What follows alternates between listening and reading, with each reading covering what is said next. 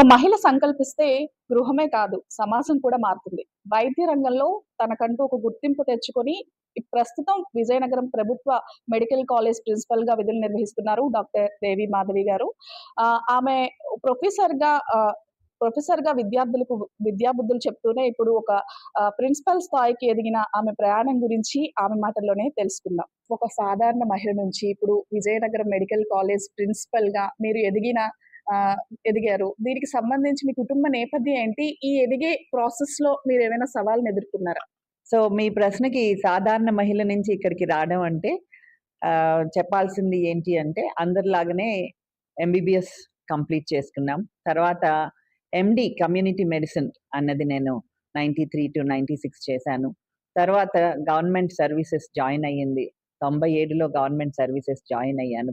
First medical officer ఒక primary health centre Srikurmam, Srikakulam జిల్లాలో medical ఆఫీసర్‌గా జాయిన్ అయ్యి, తరువాతన మన క్వాలిఫికేషన్ ఎండీ ఉండడం వలన టీచింగ్ సైడ్ డీఎంఈకి సరెండర్ అయ్యి, అక్కడి నుంచి assistant professor, associate professor and professor of community medicine నిధులను చేపట్టాను. మోస్ట్ ఆఫ్ మై స్టడీస్ కానీ, సర్వీస్ కానీ అంతా ఆంధ్ర మెడికల్ కాలేజ్‌లో జరిగింది. మధ్యలోని ట్రాన్స్‌ఫర్సు, ప్రమోషన్స్, ట్రాన్స్‌ఫర్స్ అన్నవి కూడా ఉన్నాయి. కొంతకాలం శ్రీకాకుళం జిల్లాలో కూడాను అక్కడ గవర్నమెంట్ మెడికల్ కాలేజ్ శ్రీకాకుళంలో ప్రొఫెసర్‌గా విధులు నిర్వహించాను. ఆ తర్వాత రంగరాయ మెడికల్ కాలేజ్‌లో కూడాను professor and head of the department community medicine నిర్వహిస్తూ అక్కడ కూడా ఒక వైస్ ప్రిన్సిపల్‌గా నిధులు నిర్వహించాను. మీ కుటుంబ నేపథ్యం ఏంటి మేడం? నా కుటుంబ నేపథ్యం అంటే నేను మ్యారీడ్ అండి. మా హస్బెండ్ మెరైన్ ఇంజినీర్. ఆయన ప్రస్తుతం ఇప్పుడు రిటైర్ అయ్యారు. ఒక పాప, బాబు. పాప మ్యారీడ్ విత్ ఒక పాప ఫ్యామిలీ కెనడాలో ఉంటారు. ఒక చిన్న మనవరాలు కూడా లాస్ట్ ఇయరే పుట్టింది. అలాగే మా బాబు డాక్టర్ అండి. తను ఎండీ సైకియాట్రీ చేస్తున్నాడు. సో, నాకు కుటుంబ నేపథ్యం అంటే మా ఫ్యామిలీ బ్యాక్‌గ్రౌండ్ చూస్తే మా తాతగారు one of the first educated member in our community అండి. అంటే ఆ రోజుల్లో రైతు కుటుంబం నుంచి వచ్చి తన కృషి వల్ల గుర్తింపబడి ఎఫ్ఆర్‌సీఎస్ అని ఒక చాలా అరుదైన అవార్డ్ అండి అది. అంటే యూకే వాళ్ళు డాక్టరేట్ అన్నది ఆయనకి ఇవ్వడం జరిగింది. ఆయన ఆ రోజుల్లో కూడాను ప్రోటీన్ మెటబాలిజం మీద వర్క్ చేశారు. అండ్ ఆహ్, ఇన్‌ఫాక్ట్ నేను మెడిసిన్ చేయడానికి ఆయనే నాకు రోల్ మోడల్. ఎందువలనంటే నాకు పర్సనల్‌గా మా ఫ్యామిలీలోని కొన్ని పర్సనల్ లాసెస్ నేను 7 ఏళ్ల వయసప్పుడు మా పేరెంట్స్ ఒక యాక్సిడెంట్‌లో చనిపోయారు. సో, నా చిన్నప్పుడు నన్ను గాని, మా సిస్టర్‌ని గాని, మా తాతగారు, అలాగే జాయింట్ ఫ్యామిలీలో మా చిన్నాన్నగారు, పిన్ని గారు అందరూ కూడాను వేరే మిగిలిన కుటుంబ సభ్యులందరూ మమ్మల్ని ఆహ్, పెద్ద చేశారు. సో, మా తాతగారి కోరిక ఎప్పుడు గూడా, "అమ్మ నువ్వు చదువుతావు. నువ్వు డాక్టర్ అవ్వాలి" అని అనేవారు. సో, అది నాకు స్ట్రాంగ్‌గా అది బిలీఫ్ ఉంది. సో, ఆయన కోరిక నెరవేర్చాలి అని చెప్పి నేను ఈ ఎంబీబీఎస్ చేయడం జరిగిందండి. అలాగే ఎండీ చేయడం జరిగింది.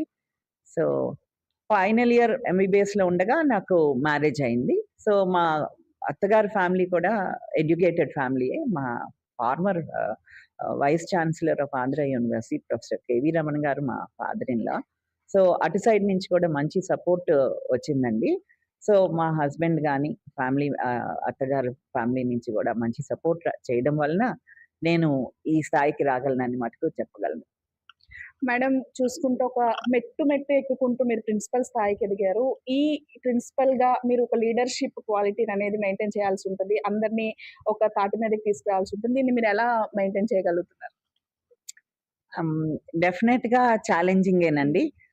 ఏ విధంగా అంటే ఇప్పుడు మనం మన సబ్జెక్ట్‌లో ఒక సబ్జెక్ట్‌కి ప్రొఫెసర్‌గా ఉంటే అది మన సబ్జెక్ట్ డొమైన్. దానికి చాలా కంఫర్టబుల్‌గా ఉంటాము. టీచింగ్ అన్నది అది మనం ట్రైనింగ్‌లోనే ఉంది కాబట్టి అది చేయగలం. వేరాజ్ ఈ ప్రిన్సిపల్ హోదాలో ఒక లీడర్‌షిప్ రోల్‌లోని మనం మల్టిపుల్ డిపార్ట్మెంట్స్ ఇప్పుడు మన మెడికల్ కాలేజ్‌లో ఆల్‌మోస్ట్ 20 డిపార్ట్మెంట్స్ దాకా ఉన్నాయి. సో, ఈ 20 డిపార్ట్మెంట్స్ ఉన్నవి డిఫరెంట్ డిఫరెంట్ హెచ్ఓడీస్ ఉంటారు. వాళ్ళ సిబ్బంది ఉంటారు. వాళ్ళందరికీ కూడాను వాళ్ళందరినీ కలిపి ఈ కాలేజ్ సక్సెస్‌ఫుల్‌గా ఒక ఎస్టాబ్లిష్ చేయడానికి కానీ, ఈ మంచి రిజల్ట్స్ ఇవ్వడానికి కానీ అందరూ కలిపి పనిచేయాల్సొస్తూ ఉంటుంది. సో ఈ విషయంలోని ఒక్కొక్కసారి there may be some difference of opinion. మనం ఒక ఎక్స్‌పెక్టేషన్ ఉంటుంది. వాళ్ళు అది ఫుల్‌ఫిల్ చేయలేదని మనం వాళ్ళని డిసప్పాయింట్ చేయడం గాని, లేదా ఒక్కొక్కసారి వాళ్ళు పర్సనల్ ఇవుంటాయి. కొన్ని రిక్వెస్ట్స్ గాని ఇవి.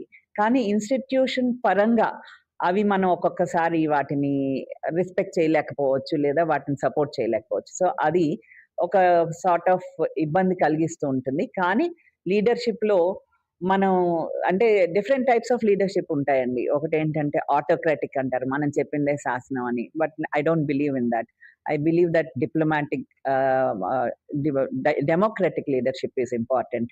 అందరి ఒపీనియన్స్ తీసుకొని, అందరూ ఒక త్రాటి మీద వెళ్తే, టీమ్ వర్క్‌గా వెళ్తే మనం చేయగలం అని నాకు ఎక్కువ నమ్మకం అండి. సో, నేను ఎక్కువ వాళ్ళందరిని ఇన్వాల్వ్ చేస్తూ కలిపి వి వర్క్ అండి. దట్ ఈస్ మై ఆహ్, ఆహ్, మెయిన్ వే. వర్కింగ్ వుమెన్ అంటేనే ముఖ్యంగా ప్రతి ఒక్కరు కూడా చాలా ఇబ్బంది పడుతుంటారు. ఇటు వర్క్‌ని, అటు ఫ్యామిలీని కూడా బ్యాలెన్స్ చేయాలి.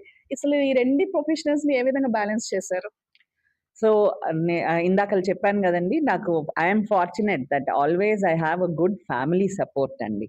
ఆ ఫ్యామిలీ సపోర్ట్ అన్నది ఎప్పుడు ఏ వర్కింగ్ వుమన్‌కైనాను అది అవసరం. And family should realise that. ఈ రోజుల్లో ఏంటంటే అందరూ ఆడపిల్లలు చదువుకోవాలి, చేయాలి అంటారు. సో, చదువుకుంటారు. చదువుకున్నాక వాళ్ళకి నెక్స్ట్ స్టేజ్‌లో ఏ స్టేజ్‌లో అవనండి, ఒకవైపు పేరెంట్స్ అయితే అయింది, లేదా మ్యారేజ్ అయితే ఫ్యామిలీ గాని ఆ సపోర్ట్ ఇస్తే కనుక వర్క్ లైఫ్ బ్యాలెన్స్ అన్నది ఈజీ అవుతది. సో, నేను నా పర్సనల్ లైఫ్‌లోకొస్తే సో, మా ఫ్యామిలీ అంటూ ఉంటారు, "నువ్వు చాలా టైమ్ నువ్వు వర్క్ ఇస్తావు" అని. కానీ నేను కొన్ని స్పెసిఫిక్ ఆహ్, అవర్స్ పెట్టుకుంటాను. ఆ టైంలో మటుకు డెడికేటెడ్‌గా ఫ్యామిలీతో ఉంటాను. Like I enjoy like Sunday morning walk with my husband. That is something I would definitely do. లేదా రోజు వర్క్ వచ్చే ముందు ఒక half an hour breakfast time అన్నది వాళ్ళతో పెట్టుకోవడం. అలాగే ఇప్పుడు ఏంటంటే మెయిన్ ఈవెంట్స్, సోషల్ ఈవెంట్స్ ఉన్నాయనుకోండి. సో, అవి వీలైనంత మటుకు అవాయిడ్ చేయకుండా ఉండడం. ఆర్ అట్‌లీస్ట్ ఫిజికల్‌గా అప్పుడు ఈవెంట్స్‌కి వెళ్ళలేమండి. చాలా సార్లు అదొకటి నేను గమనించిందేంటంటే, మన ఇండియాలోని మనం సోషల్ ఈవెంట్స్ చాలా సెలబ్రేట్ చేసుకుంటాం. సో, ప్రతి దానికి అందరూ పిలుస్తారు. సో, పిలిచినప్పుడు వెళ్ళకపోతే ఎట్లా ఉంటది అని మనం ఫీల్ అవుతూ ఉంటాం. సో, ముందే క్లియర్‌గా ఎక్స్‌ప్లెయిన్ చేస్తాము. సో, ఈ కమిట్మెంట్ వల్ల మేము రాలేము. దయచేసి వేరేగా అర్థం అనుకోవద్దు అని. సో, చేయడం వల్ల ఆహ్, వర్క్ లైఫ్ ఫ్రిక్షన్ అనేది రాకుండా మంచి ఆహ్, ఇంకా సోషల్ రిలేషన్స్ మెయింటైన్ చేయగలమండి. నాకు ఇంకోటంటే హాబీస్ అండి. మనం ప్రతి వాళ్ళు ఆహ్, ఒక ఎంజాయ్ చేస్తూ first of all work life balance రావాలి అంటే you need to enjoy your work. అలాగే ఒక హాబీ డెవలప్ చేసుకొని దానికంటూ ఒక టైం కేటాయించుకోవాలండి. So, gardening is something I love to do. And ఇక్కడ చూసుంటారు. So, there will be lot of plants also around where I stay. So, having a hobby helps us to have a balance and spending time అండి. ఎంత time spend చేసామని కాదు గానీ, quality time spend చేయడం అన్నది నేను I try to make time for it. Either with my family or with my friends. I am blessed to have many good friends అండి. ఇంకా మా కాలేజ్ ఫ్రెండ్స్, మా 1985 బ్యాచ్ ఆఫ్ ఎంబీబీఎస్ అండి నేను. So, మా బ్యాచ్‌మేట్స్‌తో మళ్ళా మేము అట్‌లీస్ట్ మంత్లీ వన్స్ మీట్ అవ్వడం అట్లా పెట్టుకుంటూ ఉంటాము. అలాగే మా కజిన్స్ అందరూ చాలా క్లోజ్‌గా ఉంటాం. సో, వాళ్ళు కూడా అందరం కలుస్తూ ఉంటాం. మంచి సపోర్ట్. మహిళలు చాలా మంది కూడా ఈ మెడికల్ ఫీల్డ్‌లోకి రావడానికి వెనకాడుతూ ఉంటున్నారు మేడం. వాళ్ళందరికీ మీరిచ్చే సందేశం ఏంటి? సో, ఒకటండి, అది మహిళలు వెనకాడడం అన్నది మేబీ మీరు చూస్తూ ఉన్నారేమో, కానీ నేను యాస్ ఎ ప్రొఫెషనల్ ఇప్పుడు చూస్తున్నది ఒక బ్యాచ్ ఆఫ్ అడ్మిషన్‌లో 60% మహిళలే ఉంటున్నారు. సో, అది చాలా మంచి ట్రెండ్. ఇన్ ఫ్యాక్ట్ అసలు ఏంటంటే మహిళలకి నేను చెప్పేదేంటంటే మీకు ఇంట్రెస్ట్ ఉంటే గనక ఏది అసాధ్యం కాదు. సో, అది మీరు క్యారీ ఫార్వర్డ్ చేయాలి. అలాగే ఇంకొక ట్రెండ్ ఇంతకుముందు ఈ డిపార్ట్మెంట్స్ అయితే మహిళలంటే పీడియాట్రిక్స్, గైనకాలజీ లేదా కొన్ని కొన్ని డిపార్ట్మెంట్స్‌కే రెస్ట్రిక్ట్ అవ్వాలి అని ఉండేది. అది మహిళల్లోనే ఉండేది. టీచర్, పేరెంట్స్ అట్లాగే చెప్పేవాళ్ళు, లేదా ఈవెన్ ఫ్యాకల్టీ గూడా అలా అనుకునేవాళ్ళు. కానీ ఇప్పుడు మహిళలు ఎక్కడా గూడా తగ్గటం లేదండి. మహిళలు వాళ్ళు చెయ్యాలి అనే దృఢ నిశ్చయం ఉంటే అది వాళ్ళు చెయ్యగలరు. చెయ్యమనే నేను ఎంకరేజ్ చేస్తాను. ఎందుకంటే ఇష్టంతో చేస్తే ఏ విద్య అయినా ఏది అసాధ్యం కాదు. సో ఇప్పుడు ఆర్థోపెడిక్స్ కానీ లేదా న్యూరో సర్జరీ అంటే ఇంతకుముందు ఏంటి అనేవాళ్ళు, న్యూరో సర్జరీ అంటే ఎన్నో గంటలు వాళ్ళు ఆపరేషన్ థియేటర్‌లో ఉండాలి. లేడీస్‌కి ఇది సాధ్యం కాదు అనేవాళ్ళు. కానీ ఇప్పుడు చూస్తూ ఉంటాం, మీరు స్టోరీస్ కూడా పేపర్స్‌లో కూడా చూస్తూ ఉంటారు. 100 ఇయర్స్‌కి కూడా మనకి ప్రాక్టీస్ చేసే కార్డియాలజిస్ట్ మేడం ఉన్నారు అట్లా. సో చేయగలరండి. మహిళలు ఏది అనుకున్నా అది చేయగలరు. మేడం, మీరు మెడికల్ కాలేజీ ప్రిన్సిపల్‌గా విద్యార్థులందరి నుంచి ఎటువంటి క్రమశిక్షణ ఆశిస్తూ ఉంటారు? సో నేనెప్పుడు ఏంటంటానంటే మా పిల్లలకి, ఫస్ట్ మీరు గుడ్ హ్యూమన్ బీయింగ్స్‌గా ఉండాలి. సో అది మీరు డాక్టర్ అని కాదు, ఎవరైనా సరే ఒక స్టూడెంట్‌గా అన్నది గుడ్ హ్యూమన్ బీయింగ్ ఉండాలి. సో కొన్ని లక్షణాలు డాక్టర్‌లో మనం ఎక్స్‌పెక్ట్ చేసే లక్షణాలు ఏంటి అంటే, ఇప్పుడు టెక్నికల్ నాలెడ్జ్ ఒక్కటే కాదండి. అది అందరికీ ఉంటుంది. నేను చెప్పిన ఉదాహరణలో చాలా మందికి చెప్పాను. మా గోల్డ్ మెడలిస్ట్ క్లాస్‌మేట్ ఉంటారు. వాళ్ళు బెస్ట్ ప్రాక్టీషనర్ అవ్వలేరు. కానీ ఎవరు మంచి ప్రాక్టీషనర్, మంచి డాక్టర్ అవ్వాలి అంటే మీకుండాల్సిన క్వాలిటీస్ ఏంటి అంటే, ఒక కమిట్మెంట్, సిన్సియారిటీ టువర్డ్స్ డ్యూటీ. ఎందువలన అంటే ఒక కమ్యూనికేషన్ సరిగ్గా ఉండడం లేక పేషెంట్స్‌తోని. సో అది మటుకు డెవలప్ చేసుకోవాలనుకుంటాను. నన్నందరూ చాలా స్ట్రిక్ట్ ప్రిన్సిపల్ అంటూ ఉంటారు. సో మా కజిన్స్ పిల్లలు అందరూ గూడా, వాళ్ళందరూ మెడికల్ ఫీల్డ్‌లో ఉన్న వాళ్ళందరూ, "పెద్దమ్మ మీరెందుకు ఇంత స్ట్రిక్ట్‌గా ఉంటారు? మీ వల్ల మేము గూడా మెయింటైన్ చేయాలి. ఈ అటెండెన్స్‌లు అవన్నీ మెయింటైన్ చేయాలి" అంటూ ఉంటారు. సో నేననేది, ఈ టైం అనేది మళ్ళా వెనక్కి రాదండి. పిల్లలకి అది రియలైజ్ అయ్యి, ఈ టైం సపోజ్ ఎన్ఎంసీ అన్నది, నేషనల్ మెడికల్ కమిషన్, ఇంత పర్సెంటేజ్ ఆఫ్ అటెండెన్స్ మీకు ఉండాలి అంటే ఈ ట్రైనింగ్ అవసరం. సో మీరు ఆ అటెండెన్స్ మీరు మెయింటైన్ చేయాలి. ఇటువంటివన్నీ నేను ఎక్స్‌పెక్ట్ చేస్తానండి. గౌరవించడం. పేషెంట్‌ని గౌరవించాలి. వాళ్ళు మన దగ్గరికి ఒక హాస్పిటల్‌కి వచ్చారు అంటే, వాళ్ళు వేరే చోటికి వెళ్ళలేక వచ్చారు. మనం ఏదైనా సరే, మనం ఆహ్, వాళ్ళ ప్లేస్‌లో మనం ఉంటే ఎలా మనం ఎక్స్‌పెక్ట్ చేస్తాము ట్రీట్‌మెంట్, మీరు కూడా అలా ఉండాలి అని నేను మా స్టూడెంట్స్‌కి ఎప్పుడు చెప్తూ ఉంటాను. ఓకే. మేడం, మీ ప్రయాణంలో మీరు సాధించిన విజయాలేవైనా ఉన్నాయా? యెస్ అండి. నాకు మెయిన్ నా కెరియర్‌లో నేను బాగా నచ్చే ఐటెమ్స్ 2 ఉన్నాయి. 2005, 2006 ఆ టైంలో నేను డబ్ల్యూహెచ్ఓ, వరల్డ్ హెల్త్ ఆర్గనైజేషన్‌లో నేషనల్ పోలియో సర్వేలెన్స్ ప్రాజెక్ట్‌లో సర్వేలెన్స్ మెడికల్ ఆఫీసర్‌గా చేశానండి 1 ఇయర్. అప్పటికి మా పిల్లలు గూడా చిన్న పిల్లలు. కానీ ఆహ్, హ్మ్, పోలియో ఇరాడికేషన్ కోసం ఒక 1 ఇయర్ మటుకు ఆ సంస్థతో వర్క్ చేశాను. వెరీ సాటిస్ఫైయింగ్ అనిపిచ్చింది. ఆ టైంలో నేను ప్రాజెక్ట్ పరంగా బీహార్, ఉత్తరప్రదేశ్ కూడా వెళ్ళి, అక్కడ కూడా పోలియో సర్వేలెన్స్ యాక్టివిటీస్, పోలియో కంట్రోల్‌కి అక్కడ చేస్తున్న యాక్టివిటీస్‌కి సపోర్ట్ చేశామండి. సో అది నాకు ఒక మెమరబుల్ ఇయర్ అన్నమాట. అంటే పబ్లిక్ హెల్త్‌లో నేను డైరెక్ట్‌గా కాంట్రిబ్యూట్ చేశాను అన్నది అనిపించింది. అలాగే ఆంధ్ర మెడికల్ కాలేజ్‌లో చాలా కోవిడ్ టైంలోని కోవిషీల్డ్ వ్యాక్సిన్ అన్నది మీ అందరికీ గుర్తుంది ఇప్పుడు. ఆ కోవిషీల్డ్ వ్యాక్సిన్‌కి దేశవ్యాప్తంగా ఒక 14 సెంటర్‌లో వాటిలోని స్టడీ చేయాల్సొచ్చింది. Both Andhra Pradesh, Telangana 2 states, Telugu speaking స్టేట్స్‌లోని మన మెడికల్ కాలేజ్, ఆంధ్ర మెడికల్ కాలేజ్‌లో నుంచి అప్పుడు నేను ప్రిన్సిపల్ ఇన్వెస్టిగేటర్‌గా ఆ క్లినికల్ ట్రయల్ కూడా జరగడం జరిగిందండి. So I feel very proud ఆ టైంలోని. అలాగే కోవిడ్ టైమ్స్‌లోని మన విశాఖపట్నం జిల్లాకి క్వారంటైన్ యాక్టివిటీస్ అన్నిటికి కూడా నేను నోడల్ ఆఫీసర్‌గా వర్క్ చేశాను. నేనే కాదు, మా డిపార్ట్మెంట్ ఆఫ్ కమ్యూనిటీ మెడిసిన్ గాని, అప్పుడు ఆంధ్ర మెడికల్ కాలేజ్‌లో పివి సుధాకర్ గారు ప్రిన్సిపల్ గారు. ఆయన తరఫు నుంచి కూడాను చాలా మటుకు సర్వీసెస్ అందజేశామండి. సో కోవిడ్ టైంలోని మా హోల్ మెడికల్ కాలేజ్ ఫ్రెటర్నిటీ, ప్రత్యేకంగా మా డిపార్ట్మెంట్ ఆఫ్ కమ్యూనిటీ మెడిసిన్ చేసిన సర్వీసెస్ అంతా గూడాను నాకు ఒక వెరీ ప్రౌడ్ ఎక్స్‌పీరియన్స్. సో అదే జర్నీ కంటిన్యూ చేస్తూ రిసర్చ్‌లోని వేరియస్ అదర్ పెద్ద సంస్థలు ICMR, BIRAC, NCDIR, ministry of environment and climate change, వీటన్నిటితోని నేను ప్రాజెక్ట్స్ చేయడం జరిగిందండి. రంగరాయ మెడికల్ కాలేజ్‌కి ట్రాన్స్‌ఫర్ అవ్వకముందు.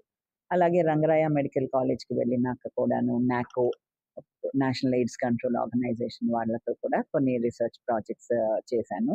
సో వీటన్నిటికీ చేయడం తర్వాత నాకు 2025లోని they have given me the best teacher award అండి. State best teacher award from NTR university తరఫు నుంచి ఉన్న మెడికల్ కాలేజెస్ డాక్టర్స్ అందరిలోని వాళ్ళు ఇన్వైట్ చేస్తారు. ఆ క్రైటీరియా ఫుల్ఫిల్ చేసిన టాప్ డాక్టర్స్కి అది అవార్డు ఇస్తారు.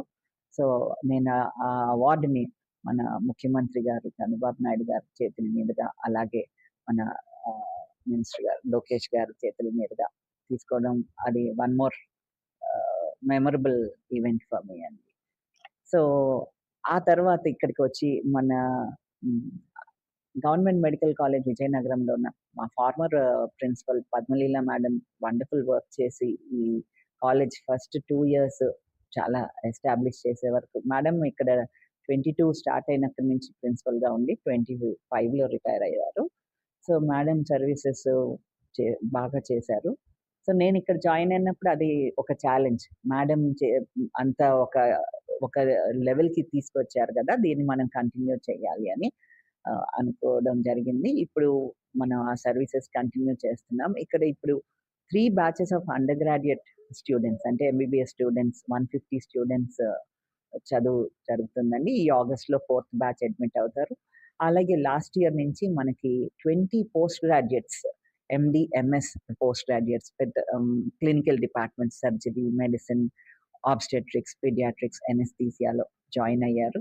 మంచి ర్యాంకులు ఉన్న స్టూడెంట్స్ మన దగ్గర జాయిన్ అయ్యారు. ఎందుకంటే ఇక్కడ మన విజయనగరం గవర్నమెంట్ జనరల్ హాస్పిటల్లో కూడాను చాలా పేషెంట్ లోడ్ చాలా బాగుంటుందండి. ఇన్ఫ్యాక్ట్ ఆల్మోస్ట్ 2000 పేషెంట్స్ ఓపీ అన్నది మన హాస్పిటల్లో చూస్తూ ఉంటాము. అలాగే speciality services, super speciality services కూడా మన హాస్పిటల్లోని ప్రొవైడ్ చేయడం జరుగుతుంది. ఎందుకంటే మనకి రైట్ ఫ్రమ్ న్యూరో సర్జరీ నుంచి న్యూరో మెడిసిన్, నెఫ్రాలజీ ఇటువంటి సూపర్ స్పెషలిస్టులు, అలాగే ఆంకాలజీకి సంబంధించి, క్యాన్సర్కి సంబంధించి medical oncology, radiation oncology, surgical oncology, ఈ స్పెషలిస్టులు కూడా ఉన్నారు మన దగ్గర. సో మన services at government general hospital కూడా మంచి సర్వీసెస్ ప్రజలకు అందుతున్నాయి. సో దీనివల్ల కూడాను స్టూడెంట్స్ కూడాను వాళ్ళకి వాళ్ళ సోర్సెస్ ఆఫ్ ఇన్ఫర్మేషన్ ఉంటుంది, ఏ కాలేజ్ జాయిన్ అవ్వాలి అని. సో మన విజయనగరం మెడికల్ కాలేజ్ని ప్రిఫర్ చేస్తూ ఉంటారు. ప్రతి బ్యాచ్లో కూడాను మనకి ఒక 22 మంది ఆల్ ఇండియా కోటా స్టూడెంట్స్ కూడా వస్తారు. వాళ్ళు నార్త్ ఇండియా నుంచి, వేరియస్ ప్లేసెస్ నుంచి కూడా వస్తారు. వాళ్ళని కూడా మేము అడుగుతూ ఉంటాం ఎలా ఉంది అంటే దే ఆర్ వెరీ హ్యాపీ ఇక్కడ ట్రైనింగ్ కోసం. సో ఆ విధంగా ఈ ఇయర్ మనం మళ్ళీ కొత్తగా కూడా కొత్త పీజీ కోర్సెస్ కోసం అప్లై చేయడం జరిగిందండి. అవి కూడా వస్తాయి. ఇంకొక 7 డిపార్ట్మెంట్స్లో కోర్సెస్ వస్తాయి కనుక మనం అలాగా ఇంకా స్పెషలిస్ట్ని ఈ జిల్లాలోని మనం పెంచడం అవుతుంది, ట్రైనింగ్ ఇవ్వడం జరుగుతుంది. So we will be increasing our trained man power అండి.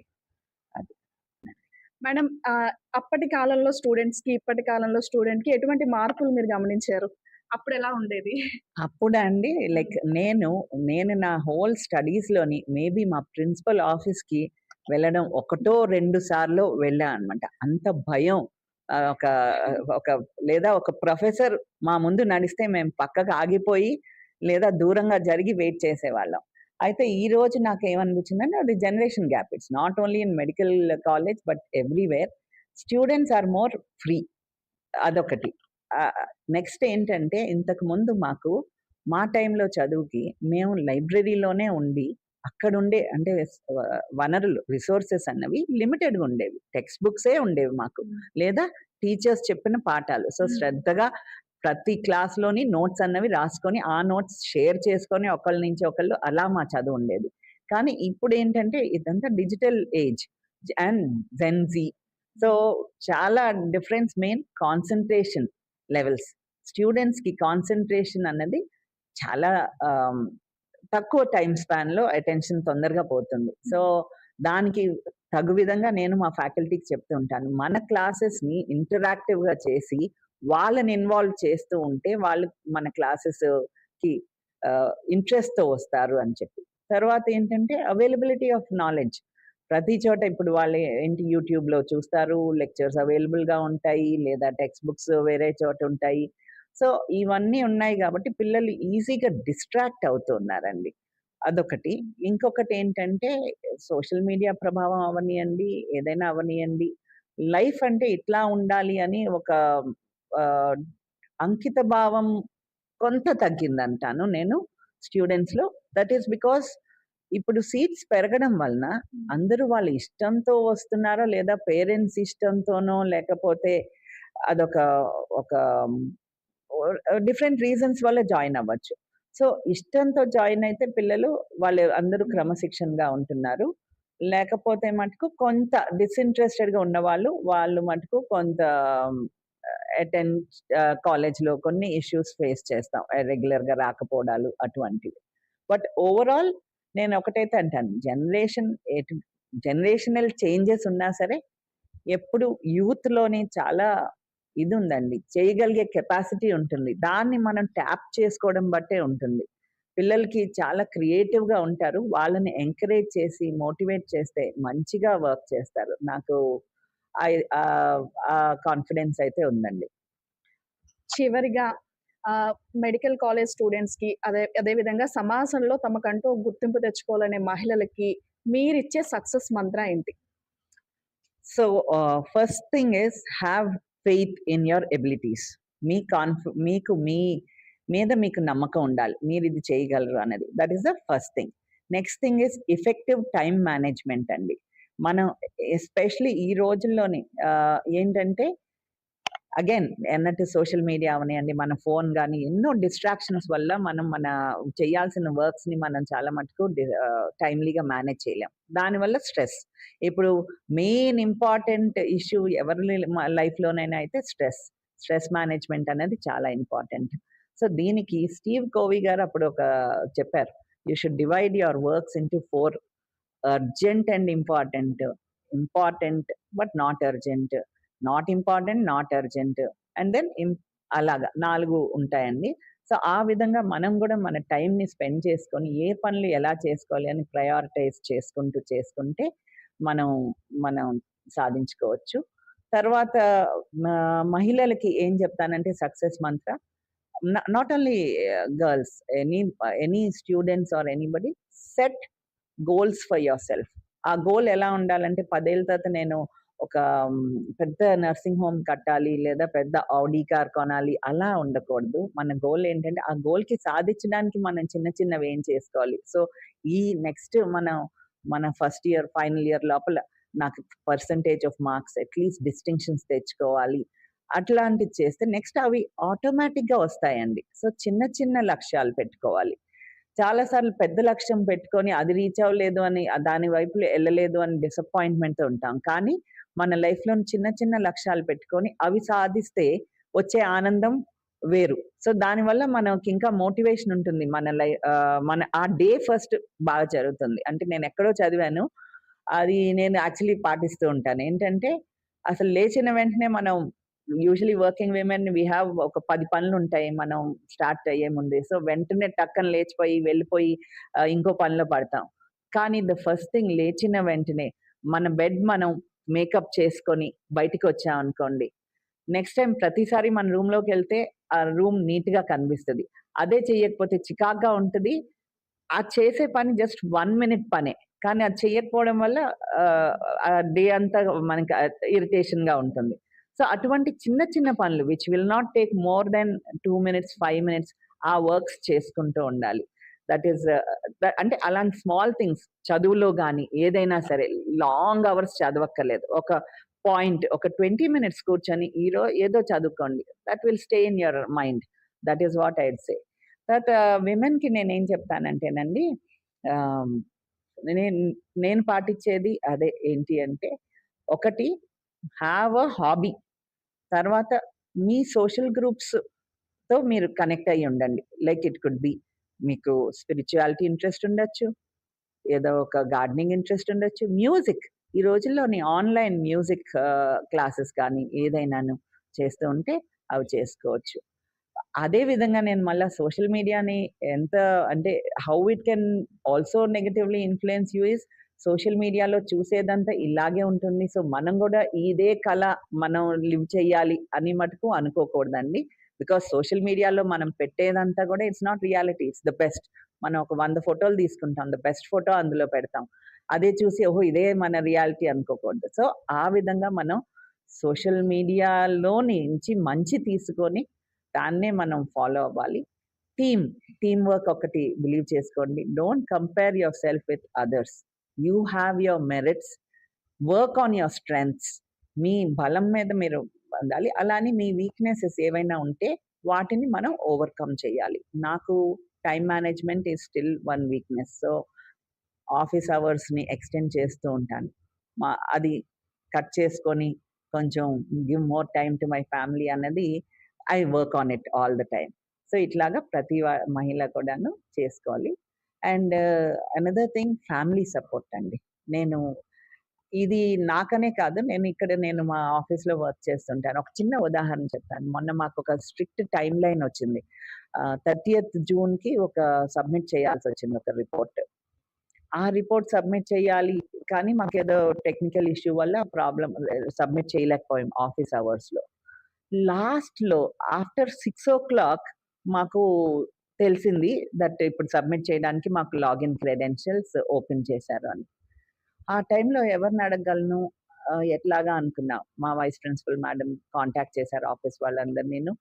సో, అప్పుడు అందరూ లేడీసేనండి వచ్చిన వాళ్ళు. నాకు మా ఏవీ టెక్నీషియన్ అవ్వనియండి, ఒక ఆఫీస్ సబార్డినేట్ అవ్వనియండి, మా కంప్యూటర్ ప్రోగ్రామర్ అవ్వనియండి, మాకు ఆఫీస్‌లో సెక్షన్ అసిస్టెంట్ అందరూ గర్ల్స్ వచ్చి, విమెన్ వచ్చి ఆ టైం అయినా సరే వచ్చి ఆ వర్క్ కంప్లీట్ చేసుకున్నాం.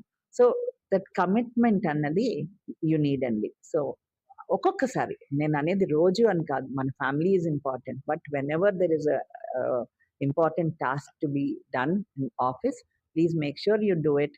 డు నాట్ ఆల్వేస్ సే మాకు అమ్మో! వెళ్ళిపోవాలి. ఇంకో ఫ్యామిలీ ఉన్నారని. అలాగే అదే ఉదాహరణలో నేను చూసిందేంటి అంటే, ఆ మెంబర్స్‌ని, ఆ లేడీస్‌ని ఇక్కడికి డ్రాప్ చేసింది వాళ్ళ హస్బెండ్స్. తర్వాత లేట్ అయినా సరే మళ్ళా వచ్చి పికప్ చేశారు. సో, ఈ విమెన్ అలా చేయగలిగారు. వాళ్ళ డ్యూటీ వాళ్ళు చేయగలిగారు అంటే మళ్ళా the support from the partners. So, this is what నేను అందరికీ చెప్పేదండి సభాముఖంగా. ఏంటంటే ఈ ప్లాట్‌ఫార్మ్ ద్వారా ఫ్యామిలీగా మనం ఒక యూనిట్‌గా వర్క్ చేసుకుంటూ ఉంటే ఎవ్రీథింగ్ బికమ్స్ ఈజీ అండి. ఇంతకు ముందులాగా మెన్ అంటే ఇదే రోల్స్ పెర్ఫార్మ్ చేయాలి. విమెన్ అంటే ఇదే రోల్స్ పెర్ఫార్మ్ చేయాలి అన్నది కాకుండా ఒక ఫ్యామిలీగా మనం రోల్స్ డివైడ్ చేసుకుంటే I think will be able to fulfil hour lives. అదే అండి. కదా! చాలా అద్భుతంగా చెప్పారు. ఒక మహిళ తలుచుకుంటే సాధించలేనిదంటూ ఏదీ లేదు. తన వర్క్‌ని మేనేజ్ చేసుకుంటూ, ఇటు కుటుంబాన్ని కూడా మేనేజ్ చేసుకుంటూ, ఎంతో మంచి స్థాయికి ఎదిగిన మహిళలు ఎంతో మంది ఉదాహరణ మన చుట్టుపక్కలే ఉన్నారని కూడా తెలియజేశారు. ఇది ఇవాల్టి ప్రైమ్ మహిళా కార్యక్రమం. మరొక మహిళతో మళ్ళీ కలుద్దాం. కెమెరా పర్సన్ కిషోర్‌తో దేవి, విజయనగరం నుంచి.